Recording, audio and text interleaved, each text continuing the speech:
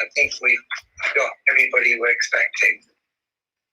So, afternoon, everybody. Thanks for joining us. Apologies for moving things around. The schedule, as you can imagine, has been shifting very quickly. What I plan to do is introduce Vinay and Josh, and then let them say a few words, and then we'll hand it over to you guys and take it from there. So, Vinay. Sorry, just got myself off mute. Listen, sorry, guys, you're not recording this, so if the minutes are going to be documented, you won't know.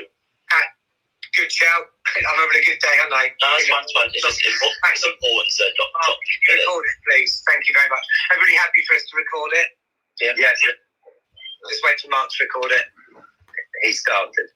Thank you. Right. We're sorted. Good night. Right, okay, take 3. Listen, good afternoon, everybody.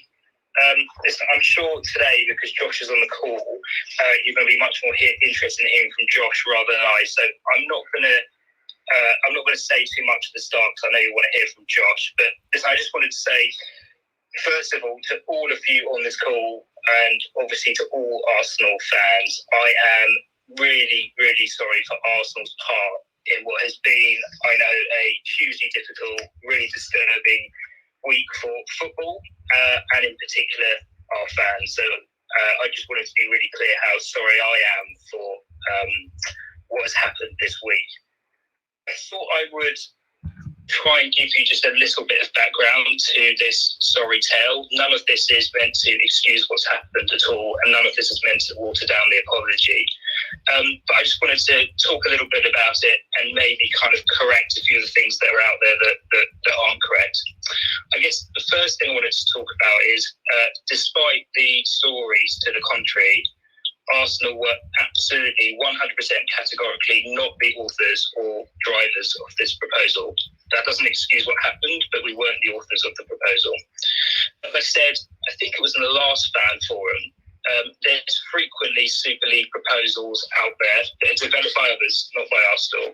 And our approach, which we've said publicly and privately lots of times, is always to listen and to make sure we protect the best interests of Arsenal. In this situation, what was clear to us was that, if you allow me to use this analogy, the train was leaving the station. This project was about to be launched with some of the biggest clubs in Europe, not all of them. And we need to assess if this launch happened without us and this tournament came to fruition without us, what that would mean for the club. And due to concerns of that becoming reality and us being left behind, we made the decision to join. I'm not trying to justify it, absolutely 100%, and I'm not trying to say that's okay, but I'm just trying to explain it. It became immediately apparent that we'd made, I guess, not only a bad decision, but a terrible one. And when you make a bad decision, you don't want to follow up with another one. So we immediately got out as quickly as we possibly can. And now we need to say sorry to lots of people, our players, our staff, the authorities, other Premier League clubs, and most importantly, our fans, and to move forward. And the final thing I'll say, because I said I didn't want to take up too much time, is that from a personal perspective, this has been incredibly painful. For those of you that know me on this call, you know that, well, I hope you know, I should say, that I love this football club. And I work every hour of every day to try and make us be the best we can be and to build the best relationship we can between the club and our fans. I hope I've demonstrated that to you over many months and years, and I certainly haven't become a different person overnight.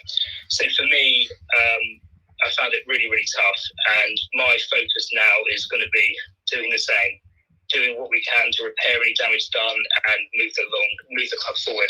And I certainly won't be forgetting the mistakes that have been made here, and it's going to make me even more determined than I am already to move the club forward. So that's all I want to say. Obviously, happy to take any and all questions today, but I think Mark is the plan to first Josh say a few things, and then we'll open up for questions.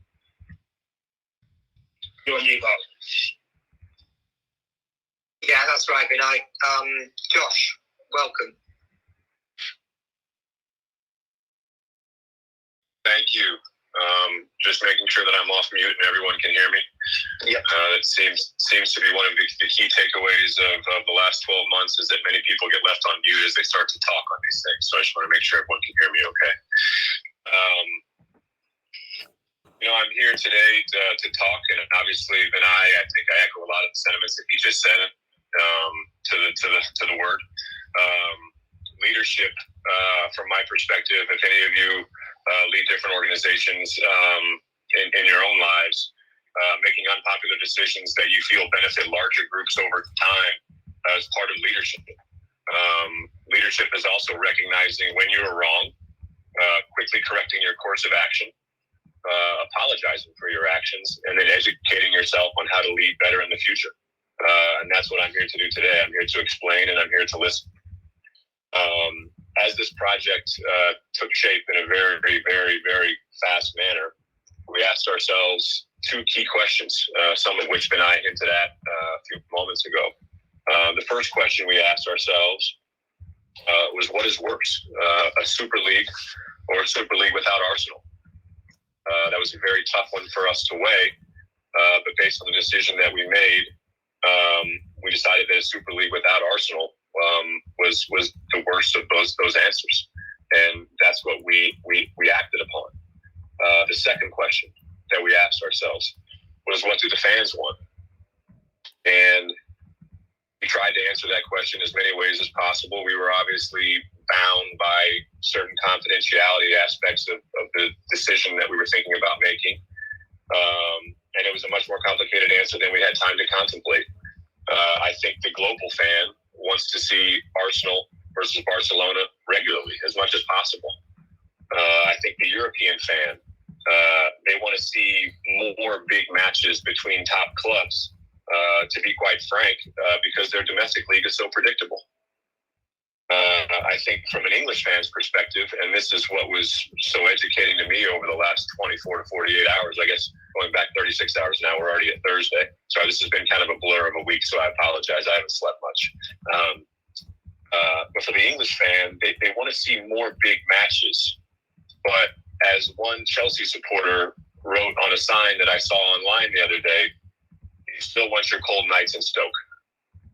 And I think, to me, that sent a strong message of the English Premier League, football in the UK as a whole, and the fan sentiment across England. And we got it wrong, and that's why we're here today apologizing and to discuss with you. That doesn't mean a lot of our concerns and frustrations weren't addressed, or we still don't have those concerns.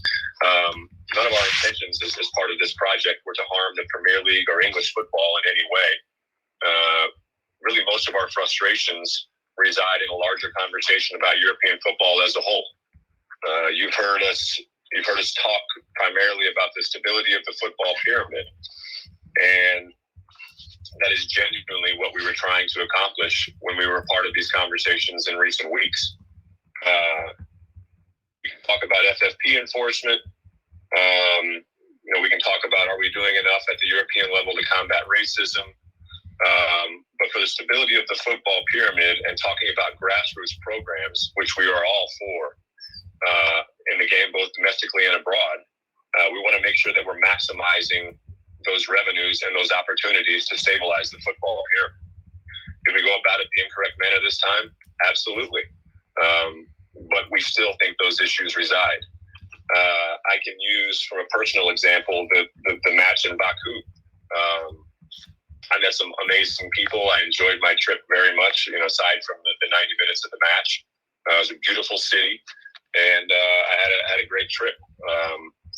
But from the travel logistics to the ticket allocation to the general environment of the stadium, I wondered that, if you're having a European final between two London giants, if it was truly being maximized to its potential for the greater benefit of the football pyramid as a whole. And we haven't really got to this, and these are certain things about politics across Europe that an American like myself would never understand, but we couldn't even bring one of our starting 11 to the most important match of the season that year, which was incredibly frustrating from a club perspective. And so, from a transparency of governance, We feel those issues still reside, and we want to continue to work on those. We hope the dialogue, we understand there's emotions involved. We want to hear those emotions. I want to understand those emotions. And that's why I'm here today, is to listen. And so from myself, my father, KSC, we apologize for the angst that we caused everyone, the situation that we put ourselves in. And that's really all I can say is I apologize, and I'm here to listen to you guys. Josh, thank you. Just so we can go in an orderly way, I suggest people put their hands up and I can work round. I'm going to start with Akil. Thank you. Thanks, Mark. I can assure you, Josh, it's not just you that hasn't slept. There's a lot of us that haven't slept for about 5 days trying to do our day job around trying to fight this. I've got a few questions. There's a few things you said. I mean, you asked yourself 2 questions. Is it better? Is it worse to have a Super League or worse to have a Super League without Arsenal? Fine. What do fans want? Now, that's an interesting question to me, because I've never been asked. I don't think anybody else here has been asked. And you talk about leadership, about making decisions for the club. Leadership is also listening to your customers. I'm going to use that terminology because that's what I feel I am to you, a customer. You've never once listened to us, so I rebuff that massively. But I've got 3 questions, I think. But my first question is around the actual Super League. Everyone makes mistakes, but you obviously looked at this. Do you actually believe that tournaments without sporting merit are a good thing? Do you think that, and let me give you an example. We work very closely with West Ham, Everton, Leicester and the supporters. I was ashamed on Monday to say to them that even though you're finishing above us, you're not going to get into the Super League. I felt ashamed, because that is not what sport in this country is about. And if you had listened to fans, they would have told you that. And that was an absolute disgrace. The fact that fans, West Ham have had a great season, yet we're just saying, sorry guys, you're not making it. So that's my first question. Do you actually believe that proposal was right? And do you actually believe in sporting merit? I believe in sporting merit, yes. So why did you sign up to a Super League that potentially wasn't about sporting merit, that kills the domestic game? I go back to my original answer. The first question that we asked ourselves was, what was worse, a Super League or a Super League without Arsenal? Okay. Are Arsenal still contracted to the Super League? Because Mr. Perez has been talking about it, and he says we are. Also, Arsenal will have incurred costs here. To do something like this, there would have been costs. There's probably costs to leave the Super League. Will they be will KSC be paying for them and not Arsenal Football Club? Absolutely. To the second part of your question, I would actually defer to Vinay on where we are in the legal process of withdrawing, because it's a complicated answer. So I would just defer to him on that answer. Sorry, Akil, just to jump in on that one. So on the kind of contract situation, I kind of need to be a little bit careful what I say, just because of all the kind of legal stuff. But effectively, as you saw from our statement, we are leaving. We're just working through the process of what that means contractually. But clearly, we're leaving. The elements are dead. We're just working through the actual legal formalities of what that means. Thank you. So just for your next question, just I think your camera's gone off, or at least it's gone off on my screen. I can see it. Yeah. Okay. Well, it's good to know that we're leaving. It's a shame we were in there in the first place. But are you giving us assurance that this will never happen again? If there's a Super League 2, that basically is a sort of franchise football model with no sporting merit, Arsenal would not be a part of this. Can we have your assurance on that? As that proposal was constructed, yes. Yeah, thank you. And just finally, because I know there's others in the room, and I do apologise to my fellow colleagues, it's just a very passionate subject when you've been working 5 days flat for this. If you're really sorry, and your statement said the Arsenal board, that you apologise, so that's yourself, your father, Tim Lewis, and then Lord Harris, so I'm talking directly to you and the other 3, I guess, there. If you're really sorry, will you actually bother to engage with fans more? Because considering that's one of your key questions, if you hadn't done it, are you actually going to commit to engaging with fans more? And would you ever consider reps at boardroom level? Because I believe this club needs fans at boardroom level to represent, because you got this wrong this week. It was a disgrace, the way you did it. It was cowardly, you launched it, did not even justify it, because I think you were ashamed and you couldn't justify it, and I don't think you still have justified it personally. But it's clear that you don't know enough about our game. You don't know enough about our club. Our club is built on traditions, values, and history and class, and we've talked about that a lot. Yet, we've actually acted as a club the opposite. So would you ever consider having some reps there to help you? Because I think you need it. And if not, then have you ever thought that maybe English football isn't for you? And maybe it is time to leave it, because clearly, you're not in touch with fans, your biggest stakeholder, in my opinion. Well, I think that, from speaking from my personal perspective, interacting with fans has been a goal of mine for the last several years. I feel like I was on that track several years ago, and I've been derailed by the pandemic. I haven't been able to get over there to London for quite some time. And so if you're expecting to see me more, absolutely. Let's start on this call right now. From a board perspective, we as a club came together and made the decision as a board.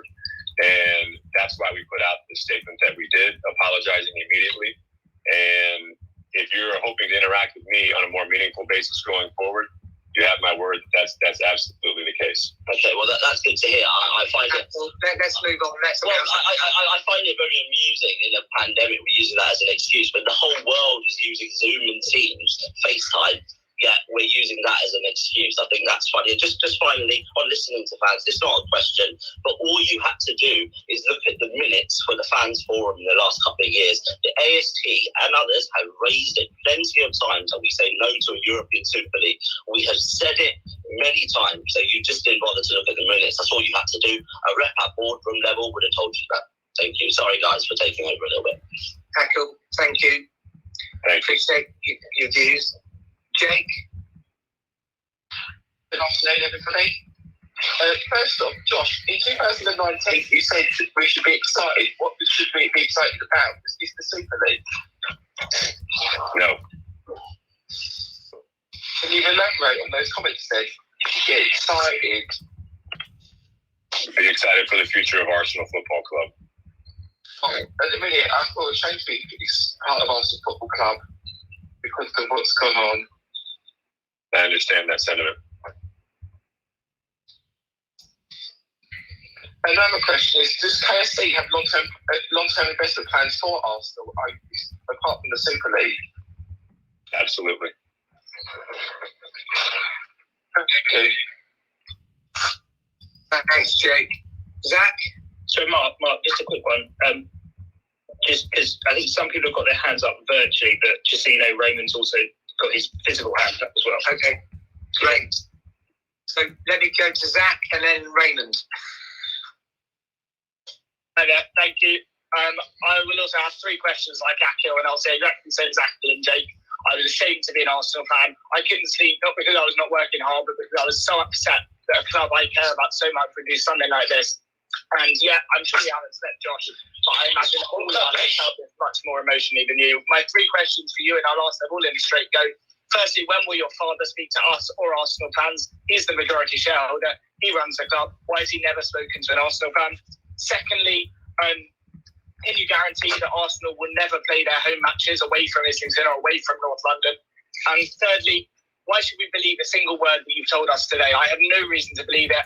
I can hear from the tone of your voice that you're not really interested in being here, or certainly that's the impression you're giving. So can you tell me why I should believe you? And you said you speak to us more. When can we expect to speak to you or your father next? I would say that if you hear from me, you're hearing from my father. I've always said that for years now. When I speak, when he speaks, you're usually hearing from both of us. So I might not be my father. You might want to hear from my father, but that's why I'm here today. As far as the tone of my voice and what you represented just now, I'm doing my best to try to convey the feelings that are in my heart. And from a trust perspective, I'm not asking you to trust. All of our trust was shredded this week. I fully understand that, which is why I'm here on the call today to start trying to rebuild some sort of relationship with the supporters, starting with yourselves. Sorry, there was the question. Can you guarantee we'll never play home matches away from London while you and KSE own Arsenal? I can guarantee that. Okay, I'm going to go Australian, Mark. Thank you. So, questions to Josh. So, this whole debacle reflects really badly on KSE as owners of our football club. Do you still consider yourselves fit and proper owners and custodians of our club who can lead us forward in this new landscape? And I'll follow that up with, are KSE fully aware that the vast majority of the fan base believe that you are not fit to be the owners of our football club? And do you believe that this damage is repairable, or will KSE be looking to sell their shares in Arsenal? I still believe we are fit to carry on in our positions as custodians of Arsenal. We were put in a very difficult position by forces outside of the club. And to go back to those original questions that we got wrong, those were the questions that we asked ourselves. And that's why I'm here on the call today to try to piece everything back together over time. I'm not asking for your trust immediately. We have the same plans for summer that we had several weeks ago.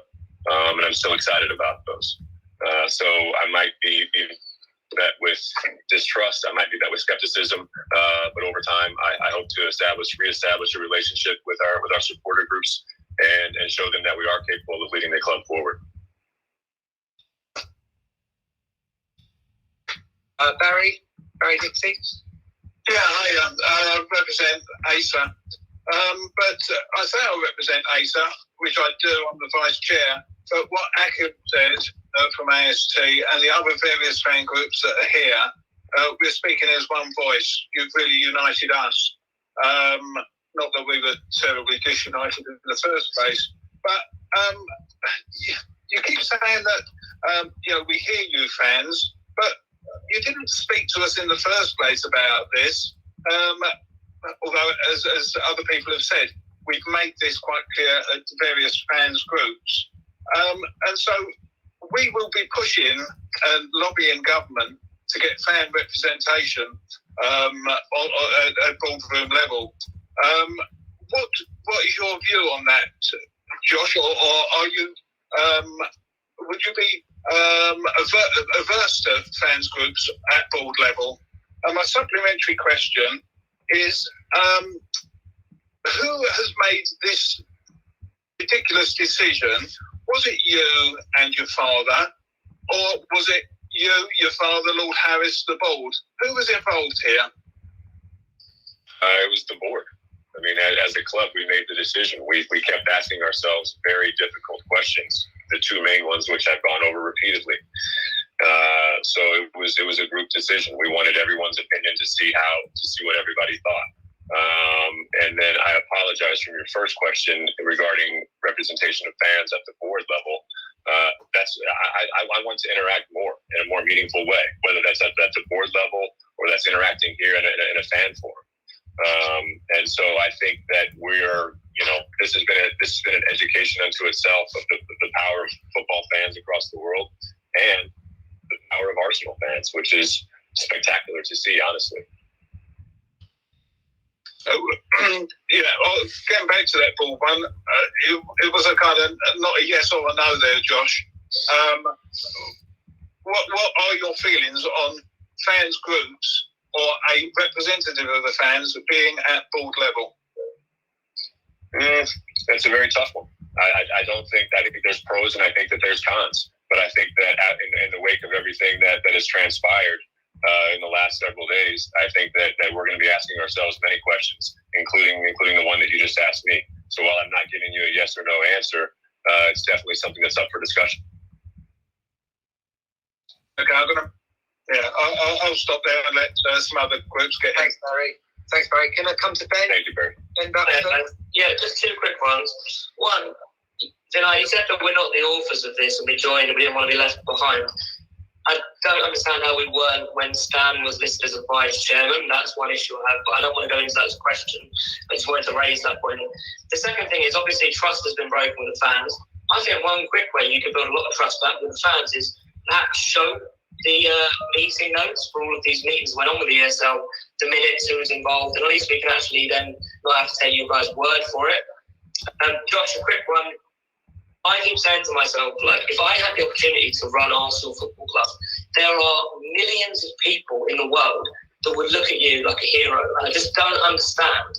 Why don't you just forget the ESL and all this nonsense eventually when it dies down, if you're not going to sell, if I'm being honest? Get involved with us and make this club great again. Like, you have got an opportunity that nobody else in the world has. And if they could bite your arm off now, mate, I promise you, we all would. I don't want to sit here and slag you off. At the end of the day, what's happened has happened.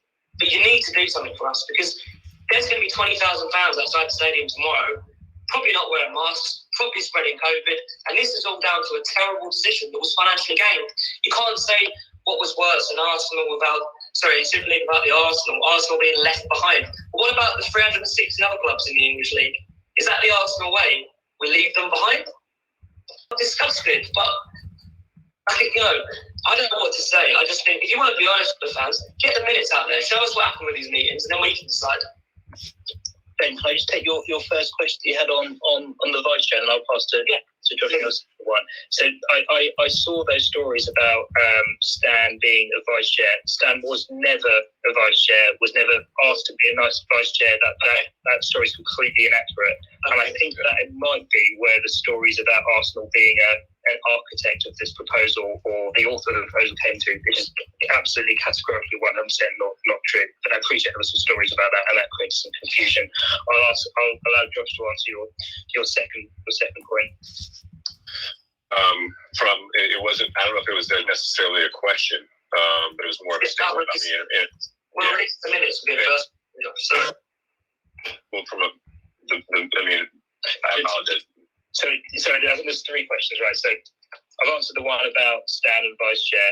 From a documentation and a minutes perspective, you won't be surprised to hear everything's tied up in a legal agreement around confidentiality, so we can't do that. I know everyone always thinks that's a convenient excuse, but it also has the ability to also be the truth. I mean, listen, all we're trying to do today is all I always try and do is be open and transparent. And I guess ultimately it's hard to evidence the answers that we're giving, but all I can tell you is that I always try and be open and transparent. We always try and be open and transparent with what's going on. I appreciate, as Josh used the words, right, trust has been shredded to some extent during this process, and I appreciate the things that come out of our mouths now have more skepticism than they did a couple of weeks ago, and that is one of the unbelievable great shames and regrets I have from this process. But I guess all we have for you today is words. So we are trying, and we're fronting up, and we're trying to answer your questions, and I know in many ways it's not good enough, and I understand why you all feel let down. I get that, and I feel that it breaks my heart, but that's what I can do for you. Great. And thank you very much. Can I come to Sorry, John. Ben, it wasn't necessarily a specific question, I guess, but it was more of a statement of my intentions on your direction to me just now. And all I can say is that you have my word. You're going to be seeing a lot of me, as you have hopefully the last few years, more and more over in London with the club. And to a point I made earlier, I know the trust has been shredded, but you're going to be seeing me trying to rebuild that both now and in the future. And that's all I can say. And hopefully, whether it's in many years' time, we're sitting either in person having a pint or doing something else, because I prefer my interactions to be in person. I made a point about my conversations being delayed because of the pandemic, and that's simply because I do have a preference of meeting people in person. So you'll be seeing me more. I look forward to interacting with you guys and attempting and trying my hardest to rebuild that trust. Guys, I'm going to come to the last four, but we've got 10 minutes because of the schedule here. So, Draco? Yeah, hi, Vinay and Josh. Thanks for coming. I believe that you know how furious the fans have become, but I think it's also important to know that some of our fans also appreciate your effort to help the club. We understand the financial difficulties, the situations that we've been going through during the pandemic, but also most importantly, now we are very concerned of the values and the traditions that our club represent. And secondly, after quitting the ESL, what's the punishment going to be, and who is going to cover it? Is it going to be the Arsenal Football Club, or is it going to be KSE? I'll answer the last one real fast. I'm not sure of the other question that was in there. But anything related to the ESL will be handled outside the club via KSE. And Josh, the other part of the question was around being true to our values. Yeah, we've done our best to be true to our values as long as we've been involved with the club. From a self-sustaining model to the different values that the club represents all throughout our history. This has been one inflection point where obviously those values were not upheld. We're not trying to say that we were. This was a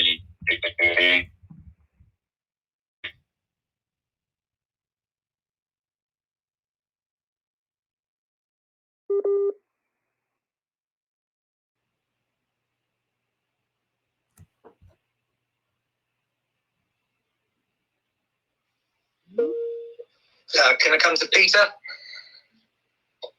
Yes, thank you. Just thank you for coming on here. Are you able to hear me? Yes, I am.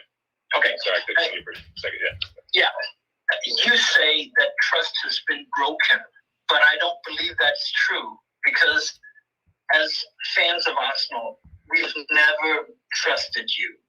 And I know that's very offensive, but that's the reality that you need to learn because it's really, really important that you engage with fans much, much more if you want to gain our trust.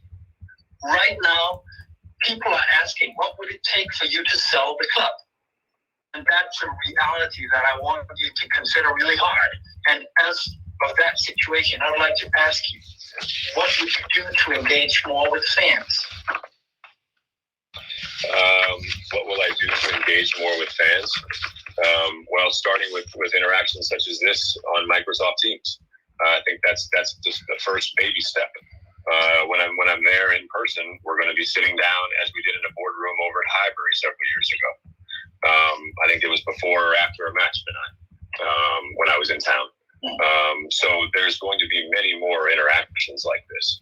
And it's not going to be a surprise. It's going to be a scheduled appearance by myself with dialogue back and forth between the likes of us. Go ahead. Okay, just so that you know, from our perspective, we've never had a conversation with you, and that's so easy. There are so many people here who would love to help you make Arsenal a fantastic club again. So just engage with us. Take our invitation. Absolutely, I accept. And to your point about trust, I am well aware that we've never really had trust, and what teeny bit of hope there was amongst a small fan group that KSE would take it forward, I know that's been shredded as well. And so that's why I continually say that I'm here to start to build that bridge. If there ever was a plank on the bridge or no planks on the bridge of trust, I'm here to start trying to build that bridge. That's really good. And I promise you, the guys here are willing to meet with you on a weekly basis to let you know what we want as fans. And we want to help you if you want to engage with us. That's a challenge. Thank you, Peter. Thanks, Peter. Can I come to Suzanne? Hi, Josh. One question with two parts from me. As you've had the opportunity to reflect over the last few days, can you tell me what was missing from the decision-making process at the board and to end up in this situation? And secondly, when the next offer comes along, which it will, as we know, particularly from a European perspective, what will you do differently? I'd say the answer to your first question was, well, obviously we misjudged many things. We were rushed into a decision because of time constraints.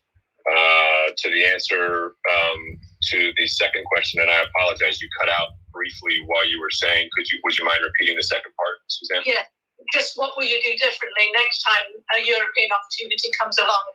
It looks like there are going to be a few more. Well, I think that the first things we would do is we would consult with a lot more people, regardless of certain confidentiality aspects of what was being proposed, including supporter groups. But to be frank, we know where everyone stands on how the proposal as constructed. We know how everyone feels about the proposal as it was constructed. So if anything like that were to come across our desk anytime at all in the future, it wouldn't be something that we would entertain. One of the things we've discussed. Last one, Suzanne, because I've got three more people and we're running out of time. Yeah, it was just an observation, Josh, that we've discussed before about whether we should be signing NDAs so that we could have better conversation at the fans forum. But I'll leave that with us thought, nothing else. Thank you. Thanks, Suzanne. Jan? Thank you very much. Hi, Josh. Just a quick clarification. My question is similar to the Draco one. Basically, the media is talking about equity stakes bought by every club, so 8 million per club, £8 million. I would like to clarify, as you said, because we're already talking about education in these times, whether we're making like a huge mistakes, we're always talking about education. So like Donald Trump as a president, he killed 500,000 people, and it's always about education instead of just not doing silly things. Basically, are we gonna? Is the KSA gonna pay this 8 million or whatever is it gonna be? Next question is: are we looking forward to take anybody from the 55 redundancies back? I'm not the fan to communicate with the fans. It might be paradoxical. I don't believe in the fans' education, but I believe in the education of the people, professionals that you employ. So would you consider taking back some of those people? And in the future, would you actually consult those people and maybe one of them will be able to help you to save another like 8 million in the future? To the first part of your question regarding the financial aspects of the SL Super League proposal, as I've stated on the call previously, KSE is covering all outside costs related to the Super League. The club is not incurring anything. And to the second part of that, then from a redundancy perspective, I would actually defer to you on any of that. But we made some very difficult decisions as part of the pandemic to make sure the club was running as efficiently as possible. They were not fun decisions to make. They were not popular decisions at all, internally or externally, but they were ones that we felt we had to make at the time. Yeah, so let me just pick up on that point. So just just repeat what Josh said. So on the redundancy stuff, we've obviously talked about those in fan forums before. Horrendously difficult decisions to make, made because of the extreme impact the pandemic has had on our football club. We can't made to make our football club more efficient and more sustainable in the future. So those are decisions we can't go back and won't go back and change. I can't give you the number, but just for your information interest, the article about clubs spending £8 million on equity stakes, that number is absolutely miles out in terms of too high rather than too low. Absolutely miles out. It's nowhere near that number. But obviously, even £1 is too much. So whatever the amount is, we should do nothing. Because that's not least for 2 days. I understand that. I'm just trying to clarify the numbers, right? And Josh has been very, very clear around how that number, whether it's £1 or £2 or whatever it is going to be. Still, for us as a supporters, it will be rather a matter of shame, and the shame will stick with us, whether it's going to be £1 or 8 million. Selling your own values doesn't have a price for us. Understood. Yeah, thank you. Joe? Last two people. Joe. Thank you. Thanks, Mark. Thank you, Josh, for joining us. I'm not going to repeat my feelings because I might get upset, and I've been upset too many times this week already. I come from Gunners, so the LGBT plus fan group, and Arsenal was the first and leads the way a lot on equality and inclusion across the game. And I've had many difficult conversations this week across the game from all different levels. And our position as a focal point and as leaders within the fan movement has been put at risk through the Super League decision. how will the club ensure that they repair their relationship with other clubs, but also ensure that their fan groups have their respect restored? What will you be doing to make sure that our voices are still very adamant across the game? Do you mind if I take that question? Because I've had I'll take the first part of that question. So in terms of relationships with other clubs, I think that's a really, really good and important point. I think I said we made a terrible decision to do this, and we need to make some good decisions after it. So the first one was getting out of this as quick as we possibly can. The second is it's just demonstrating to people how sorry we are around the decision we've made. So I've been in touch with, I think now, every single one of the other clubs in the Premier League that were not part of this proposal at either chief executive or board level to offer an absolute unreserved apology from Arsenal to their club for what we've done. I've explained what happened, why we did it, that we're hugely regretful, and we have discussed how we will best work together going forward. So those relationships will obviously are different in each one of the clubs, but we will be working hard to rebuild those relationships and ensure that Arsenal's kind of good name and good reputation gets to restore to where it should be. Does that answer the question, Jay? Yeah, thanks, Sidney. Thanks. Thanks, Joe. And finally, I'll come to Fergus. Good evening. Josh, a question to you, because you mentioned about class and tradition, and you cited self-sustaining model. Clearly, the self-sustaining model isn't working. When are you going to admit that it isn't working, and when are you going to start investing substantial funds into Arsenal Football Club? If you don't want to, when do you want to sell? I think that question is a very interesting one.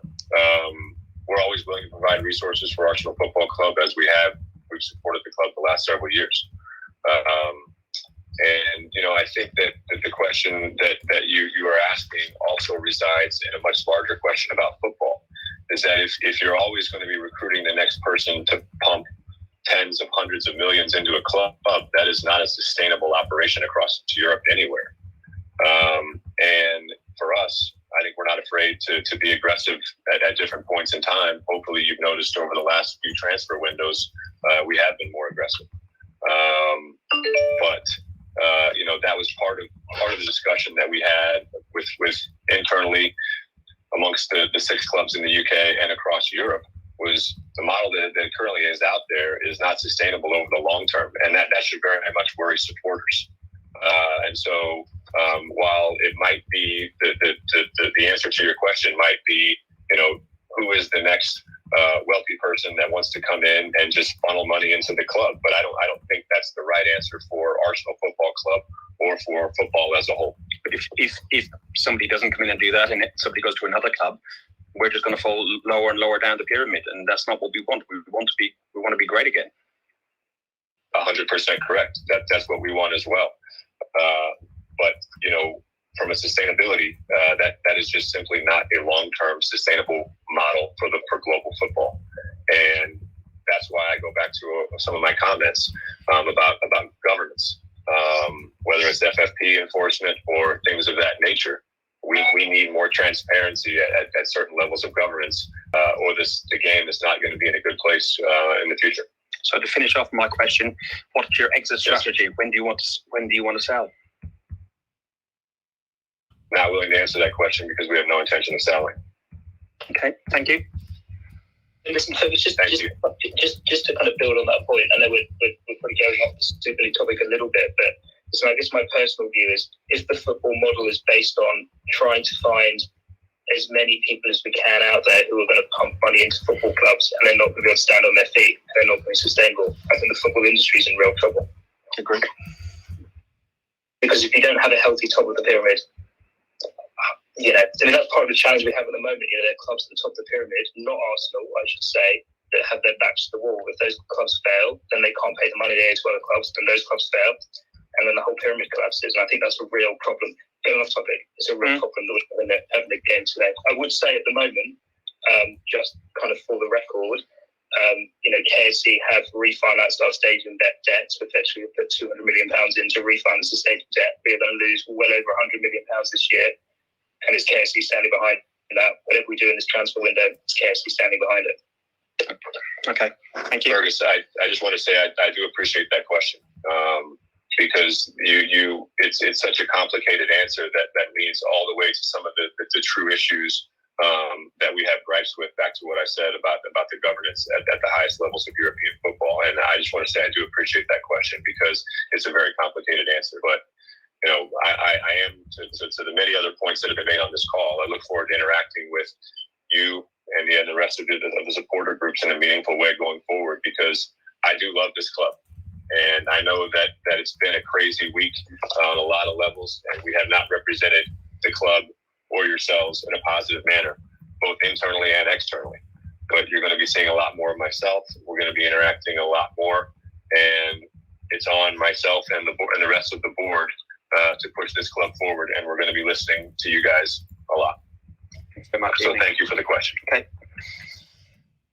Josh, thanks for that. I think that's a good wrap up. Everybody, thank you so much for joining.